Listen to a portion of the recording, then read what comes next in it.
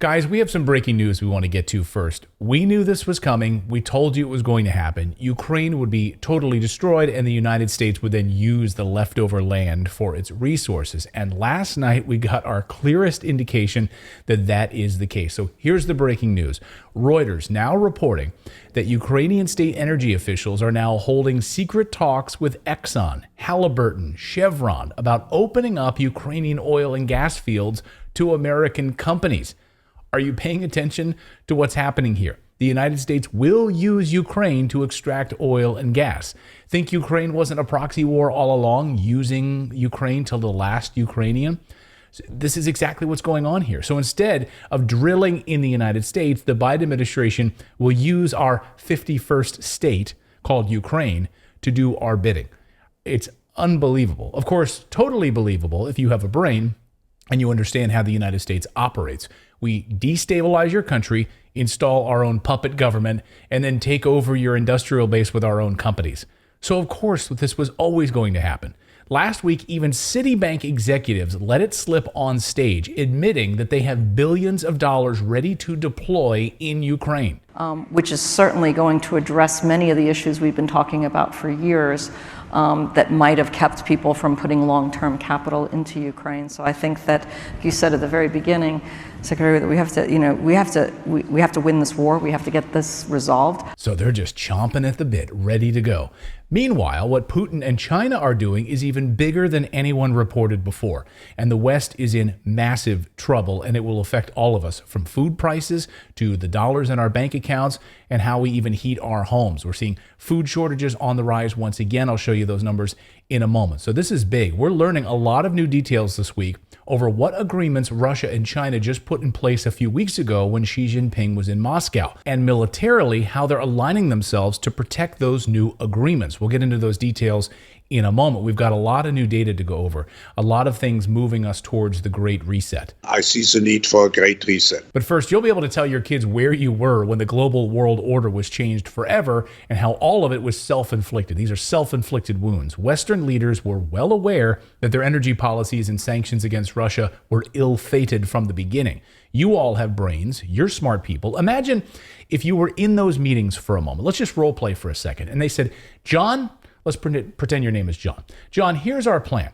We want you to approve this plan. Here's what we're going to do. We produce none of our own energy here in Europe. You know that, John. So here's what we came up with. The United States called us up on the phone and they said, we're going to blow up your Nord Stream pipeline, which delivers cheap natural gas from Russia to Europe. Now, when it blows up, we will be forced to buy natural gas at 5 times the price from America. So that's part one of the plan. We really like that part of the plan. The next part of our plan, John, are you paying attention so far? It's a really good plan so far, John, don't you think? Okay, the next part of the plan will make Klaus Schwab and the World Economic Forum very happy. We want to make those guys happy. The next part is really going to be good. We're going to turn off and shut down all of our nuclear power plants, throwing Europe into an energy black hole. Now, John, we've worked really hard on this plan. What do you think about it? Can you imagine?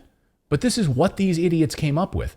And now Europe is facing an energy black hole because winter is only 8 months away and they've used up all of their backup supplies. They've known this was going to happen.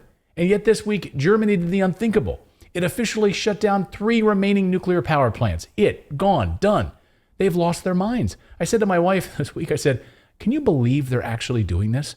She said, I know, it sounds absolutely insane. So shutting down nuclear power plants will reduce the overall capacity of energy production, leading to an energy deficit in Europe. Again, self-inflicted. If this was all happening in a vacuum, that would be one thing, but it's not. This week, we learned a lot about what China and Russia are doing simultaneously that signals a game-changing moment for the Western Power Alliance. First, we learned that Russian oil and gas exports that were once designated for Europe, this is 3.5 million barrels per day, have all been diverted now to the east. 3 million barrels completely rerouted, sold to China, India, Japan, and other countries. That's right. Japan saying, hey, United States, thanks for telling us what to do for the past 80 years after World War II, but we're going to partner with Russia on this one. Yeah, they're giving us some nice discounts, so back off, Uncle Sam. And this week, for the first time, Pakistan now buying Russian oil. These agreements that Russia is making in the Middle East have broad implications. These Middle Eastern countries that the United States has been destabilizing for years, now partnering with Russia and China for protection. It's almost like mafia protection. This week, we once again saw American food prices surging up. Food shortages continuing across the United States. Let me know in the comments below, how much are you paying for just basic staples, meat, eggs, cheese, those types of things. And the thefts are also on the rise. Many retailers now putting their items under lock and key. Take a look at this Target store in San Francisco, California. Everything now behind a lock and key. Well, America has a crunched supply chain. Russia and China are expanding. We learned this week that China and Russia are speeding up their Arctic trade route production. This includes the East Siberia Pacific Ocean pipeline. Thanks to Western sanctions, Western countries pulled their funding for these pipelines and their support for the two major Russian Arctic energy projects. The Western companies were like, we're out of here. These are massive natural gas projects that aim to produce 2.3 million barrels per day. So who filled that vacuum? China. China has now officially joined these projects in the Arctic with Russia. Most notably, major partnerships on the pipeline delivering oil and gas to China from Russia. I bet the Nord Stream bombing team is already figuring out how to bomb this one. The first pipeline has already given way to a second planned Russia and China pipeline. And now many of these BRICS nations are moving away from the US dollar as the currency to settle these transactions. They will have tremendous control to set their own prices based on their own oil and gas numbers, not the Europeans or the United States energy prices. A brand new market that other countries like Mexico are clamoring to become a part of. Many experts believe the next major war won't be fought on land at all. No, it'll be fought in the Arctic Circle. Why? Well, what most people don't know is because Russia doesn't really talk about this, is what Russia is doing in the Arctic. Now, you've all heard about China's Belt and Road Initiative, which creates shipping lanes and rail infrastructure and trade routes through Asia, the Middle East, Indochina. But what you might not have heard about is Russia's Arctic Road, which is virtually doing the same thing, removing dependence on the Suez Canal, the Panama Canal, and they're doing it with the help of China now. What I can tell you is the United States is behind. We're behind all the other Arctic nations. They have dealt with this. They've gotten way ahead of us. The Russians made it a strategic priority. Even the Chinese are building ice-breaking tankers. Now, why are they building icebreakers? We're way behind. We learned that among the agreements China signed with Russia a few weeks ago were major military and trade agreements for the North Arctic shipping lanes. The new trade route through the Northwest Passage will take 25% of the time that it would normally take to travel through the Suez Canal or the Panama Canal, shaving 25% off that time. If Russia adds the Arctic area to the Russian territory, they will have their hand on roughly 16% of the world's untapped oil and 30% of the world's undiscovered natural gas that lies beneath the Arctic Ocean.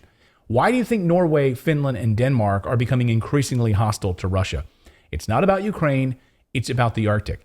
This week, Norway booted out 15 Russian diplomats. Russia said they will respond. Norway supplied the boats and airplanes and a lot of the planning that helped blow up the Nord Stream pipeline. War is coming to the Arctic Circle. These agreements between Russia and China are forever changing the power dynamic. If we see war in the Arctic in the next few years, you'll know exactly why. So that's the news update part of today's video. Now I want to introduce you to today's sponsor for today's video, which is tied directly to stopping this energy crisis in Europe. Now, if you're an investor who likes to make a lot of money, then what I'm about to show you could blow your socks off. It's not about day trading stocks. I'm talking about a long-term investing strategy. You need to pay attention to this. The company I'm talking about is MCF Energy. I'm going to show you numbers in a minute, but first, this company is the one and only company in all of Europe, to my knowledge, that is actively acquiring land and actively drilling for natural gas in Europe using modern computer drilling techniques. Any expert worth his or her salt knows that the best time to acquire a company is when the underlying asset price is discounted significantly. Right now, natural gas prices are down nearly 40%. Historically, when the asset increases in price, so too does the stock price. Now, I think we are witnessing an Amazon.com moment here, or, a tech bubble moment. In other words, a huge contrarian moment. It doesn't matter to me whether we're a pure internet play. What matters to me is do we provide the best customer service? Internet, schminternet. So while Jeff Bezos was revolutionizing e-commerce, everyone was telling him, you're crazy, who's going to give you a credit card to keep on file where people will buy things online? It's the same thing with MCF Energy. All of the Klaus Schwab green energy guys were piled up against them. You're not going to drill for natural gas. We're going to build solar and wind. Stay away from natural gas. Stay away from oil. And then Europe does a complete 180. The energy crisis hits Europe. Then they change the designation of natural gas. Now they consider it a green energy, which it is. And they're like, please go and drill right now. but we're going to continue to shut down our nuclear power plants and our people are freezing. But go drill now. So MCF Energy was building this natural gas exploration and drilling company right when all the chips were stacked against them. I love this kind of innovation and entrepreneurship. They started applying for drilling permits in Germany and Austria, identifying natural gas hotspots as Russia was starting to invade Ukraine. Bezos was doing the exact same thing. The dot-com collapse was all around him. He kept going. Amazon stock fell 94%. All of the other tech companies were collapsing. But each quarter, Bezos was telling them in shareholder meetings, hey, we're doing great, we're satisfying our customers, and we're growing. That's what we're about. If there's one thing Amazon.com is about, it's obsessive attention to the customer experience, end to end. And everything else was on fire around him. The stock was trading at $6 a share when this was all happening. Imagine buying Amazon at $6 a share. Now, I'm not saying that exact scenario is happening here, but what I am saying is that MCF Energy is one of the only companies drilling in Europe for natural gas right now when Russia invades Ukraine and Europe's demand for natural gas is off the chart. MCF Energy is, to my knowledge, the largest company to be using modern drilling techniques for the first time in Europe. You'd have to go back to the 1970s for the last time that companies were drilling in Europe, and back then, they didn't even use computers for drilling. So while the entire sector is in crisis mode, they've been quietly establishing themselves as the #1 company for natural gas exploration and drilling in Europe.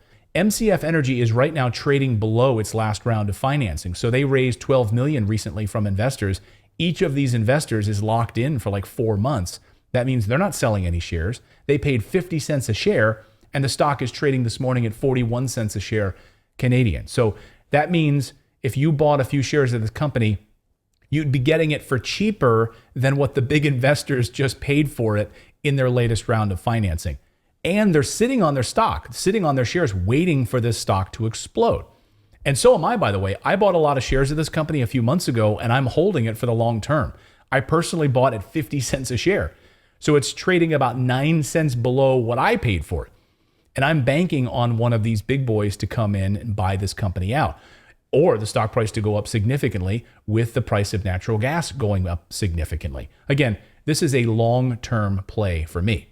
Now think about this. Exxon, Chevron, these other guys, they don't have similar or smaller exploration structures in place. They buy up companies that do it, okay? They sit back, they wait till companies like MCF Energy locate natural gas, apply for permits, buy the land, and then they start drilling. Then Exxon's like, hey, thanks for doing all the hard work. We're going to buy you out. Now we'll pay top dollar to acquire you. In Europe, these giants want to buy out companies that are doing this. So MCF Energy is top of my list right now. I'm watching and waiting for one of the big boys to swoop in on this, and their stock is trading at a huge discount, in my opinion. This is one of those contrarian moments. Solar and wind is not the answer for Europe, and people are waking up to this fact. Guys, I'll have links to their website in the description below. Here's their stock ticker on your screen. Go and do your own due diligence. Even if you only pick up a few shares, do your research on this company, understand their projects, and see what they're doing. Keep your eye on the European energy markets. To me, this is a huge untapped play that we're going to see significant growth in over the next few years. We'll see you next time, everyone.